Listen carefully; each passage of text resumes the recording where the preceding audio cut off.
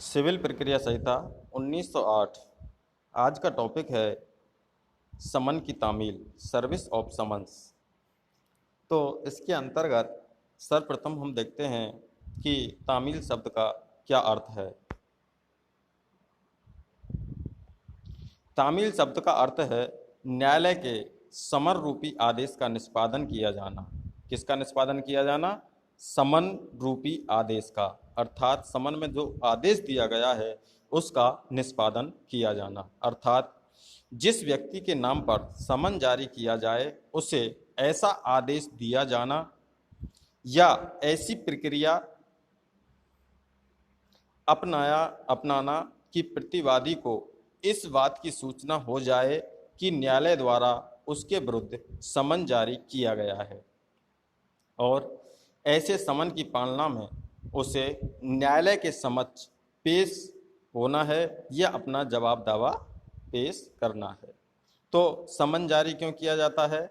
या तो न्यायालय के समक्ष पेश होने के लिए या फिर अपना जवाब दावा पेश करने के लिए। जब समन जारी हो जाता है और उसकी सम्यक रूप से तामील हो जाती है तो उसका पालन किया जाना आवश्यक है।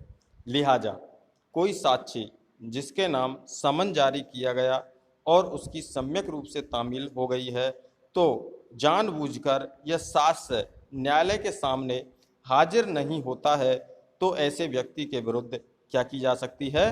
कार्रवाई की जा सकती है।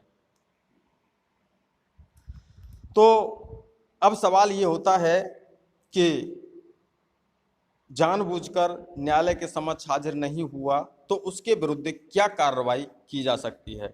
इसके संबंध में सिविल प्रक्रिया संहिता 1908 की धारा 32 ये कहती है कि ऐसे व्यक्ति के विरुद्ध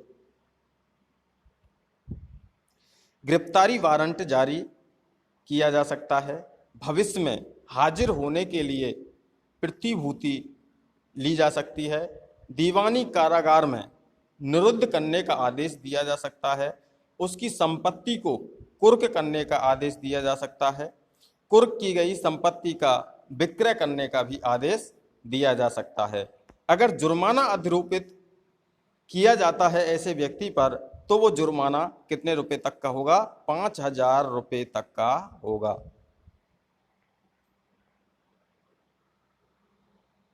अब एक बात और बता दूं आपके लिए कि जो समन की तामील कराने के लिए न्यायालय का कोई भी जो कर्मचारी जाता है उसे क्या बोलते हैं? हम कुनिंदा बोलते हैं, कुनिंदा कहते हैं। अब सवाल ये उठता है कि क्या समन की तामील वादी के द्वारा की जा सकती है? क्या समन की तामील वादी करवा सकता है? तो न्यायालय को आवेदन करने के बाद न्यायालय वादी पर समन की तामील करवा सकता है। अब तामील कैसे की जाती है बता दें। नंबर 1 जो तामील होती है वह है व्यक्तिगत तामील, पर्सनल सर्विस। ये दिया हुआ है सिविल प्रक्रिया संहिता 1908 का आदेश 5 और रूल्स 12 में, अर्थात आदेश 5 नियम 12 में दिया हुआ है। तो जिस व्यक्ति के नाम समन जारी हुआ है उसको समन की एक प्रति दिया जाना। क्या दिया जाना? समन की हमेशा 2 प्रति होती हैं जिसमें से एक प्रति उस व्यक्ति के लिए दी जाती है और उसकी जो दूसरी प्रति होती है उस पर हस्ताक्षर लिए जाते हैं, तो वो होती है व्यक्तिगत तामील। जब प्रतिवादी न्यायालय की स्थानीय क्षेत्राधिकार से बाहर रह रहा है तो समन की तामील क्या उसके अभिकर्ता को की जा सकती है?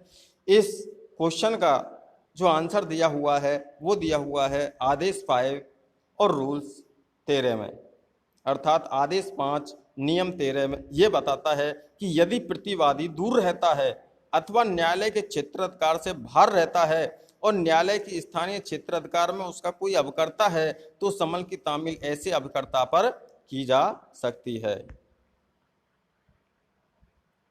और अवकर्ता पर तामील स्वामी की तामील मानी जाती है। अब सवाल ये होता है कि प्रतिवादी उपस्थित नहीं है तो क्या परिवार के सदस्य पर समन की तामील की जा सकती है?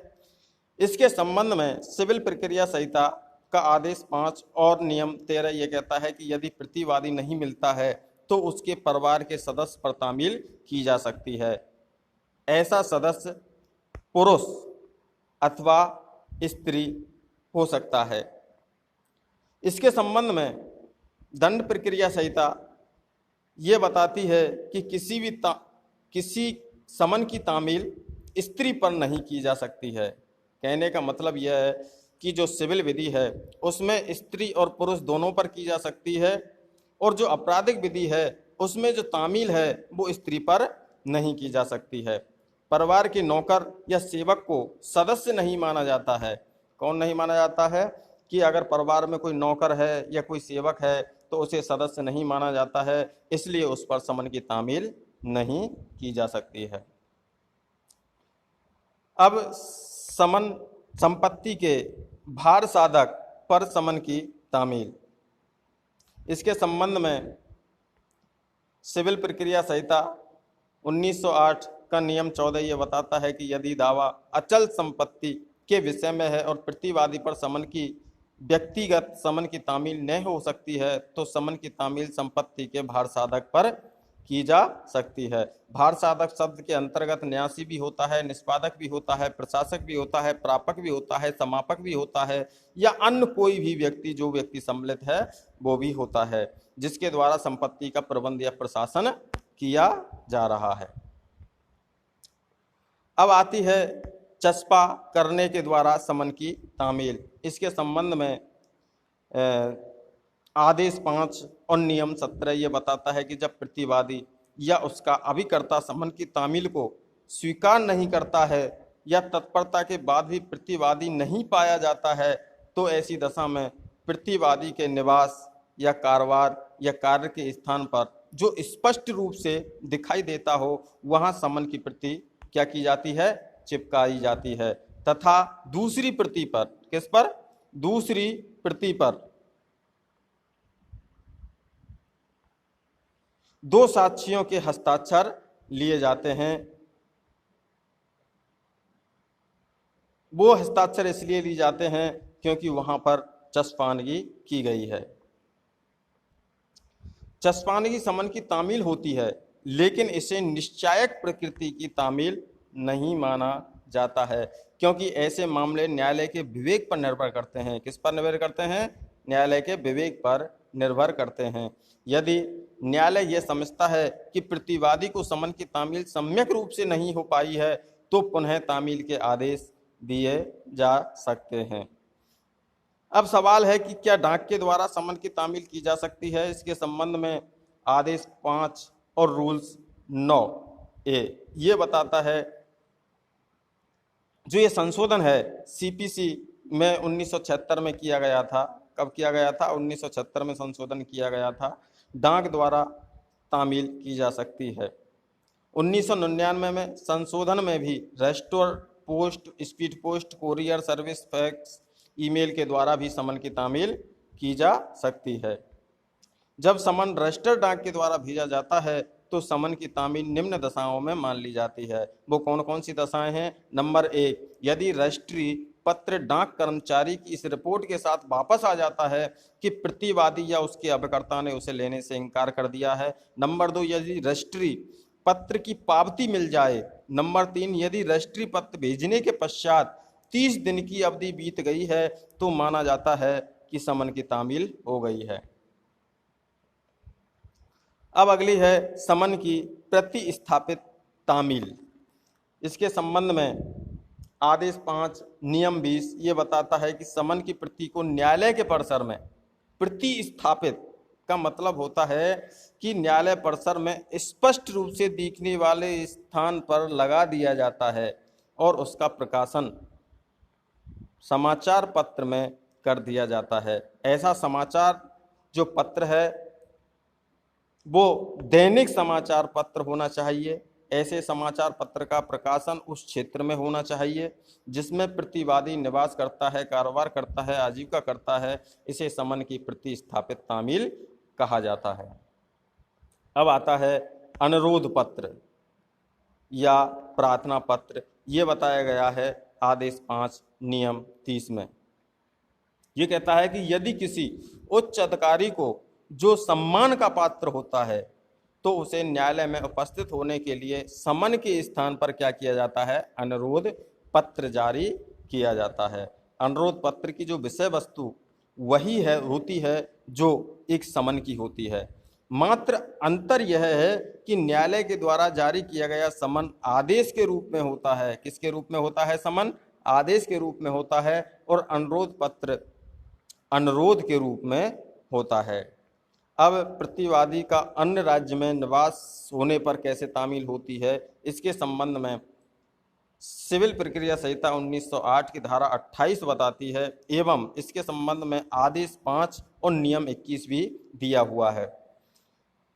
यह कहता है कि यदि प्रतिवादी किसी अन्य राज्य में निवास करता है, कहाँ करता है? अन्य राज्य में निवास करता है, तो ऐसी दशा में सीपीसी की धारा 28 ये बताती है कि समन उस राज्य के ऐसे न्यायालय को भेजा जाता है जिसके स्थानीय क्षेत्राधिकार में प्रतिवादी का निवास है, कारोबार है और आजीविका है।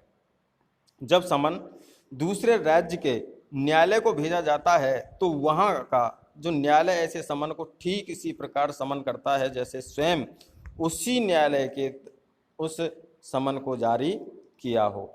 अब आता है विदेशी समन की बात करते हैं, तो उसमें सिविल प्रक्रिया संहिता 1908 की धारा 29 ये कहती है कि यदि प्रतिवादी भारत राज्य क्षेत्र के बाहर किसी ऐसे स्थान पर रहता हो जहां पर इस सीपीसी के उपबंध प्रावधान लागू नहीं होते हैं, तो ऐसे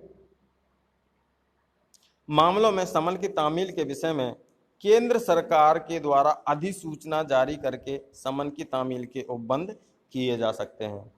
ऐसे समन विदेश मंत्रालय अथवा दूतावासों के माध्यम से ऐसे न्यायालयों को भेजे जा सकते हैं जिसके स्थानीय क्षेत्राधिकार में प्रतिवादी निवास या कारोबार या आजीविका के कार्य करता है, और वह न्यायालय ऐसे समन ठीक इसी प्रकार कराएगा जैसे कि स्वयं उस न्यायालय ने वह समन जारी किया हो।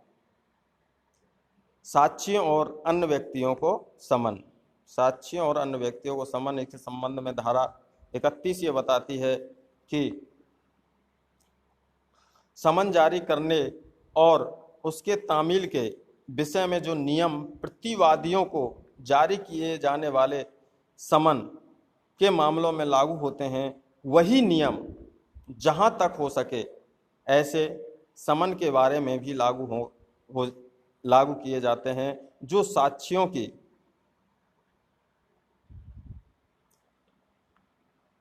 स्थिति के लिए जारी किए जाते हैं, अथवा किसी अन्य व्यक्तियों को कोई दस्तावेज अथवा वस्तु पेश करने के लिए जारी किए जाते हैं। Thank you.